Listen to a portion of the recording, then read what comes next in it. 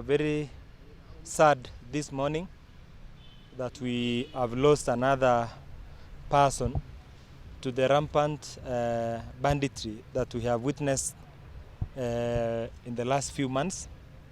It has been the deadliest period for the people of Elgeiyo Valley. And when I say Elgeiyo Valley, I mean the entire stretch from Marakwet West to Marakwet East, where we have lost 62 people. Today the number is 62 in the last 5 months, 5.5 months. And somehow the killings are getting more aggressive as days go by. The death of the person today is happening on a day when we are also burying a young man who was killed last week at Murkutwa Junction. He is being laid to rest today at Kasege village in Chesongoj after being shot just a few meters from Queen of Peace Secondary School and Primary School. It is in this situation that I wrote a letter to the president, not to even complain or even to bash the president, but I gave him a raft of suggestions, around 21 suggestions on what he should do so that we can be able to save a lot of lives in the Elgeiyo Valley. The economy of Elgeiyo Valley is now on its deathbed. Children going to school are extremely scared. Wananchi are scared, you don't know what happens.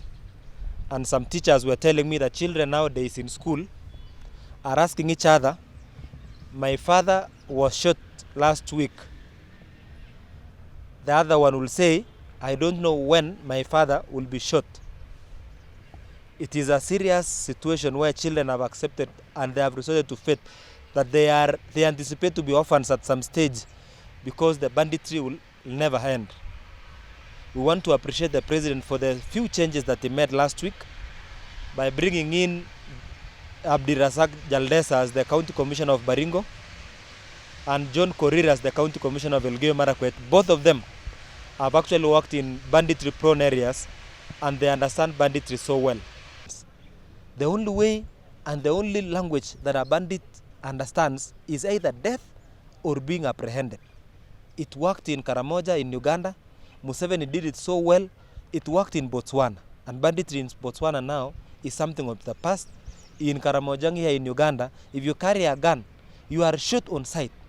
Why is it that in Elgeiyo Valley, it is the only place in Kenya where you can travel with a gun, you can move for a long distance, you can stay, you can run away, you can do anything using a gun, and nobody will hold you to account. The only way for this thing is to have a decisive action against banditry in Elgeiyo so that we can be able to stop this menace. But as we speak, everyone is scared, women are scared, everyone is scared of this. And as we are going to the elections period, we know people will be, security officers will be diverted to manage elections. And that one is the time when bandits now will be able to roam. The trend that is happening now is that they don't fear going to centers, they don't fear shooting next to schools, and they don't fear shooting next to an hospital. It means that going forward, we are almost getting to what happened in 2001, where children were massacred when they were going for polio vaccination. Because if you are starting to shoot next to an hospital, it means the next thing that will happen, you will go to the hospital and the school and shoot everybody.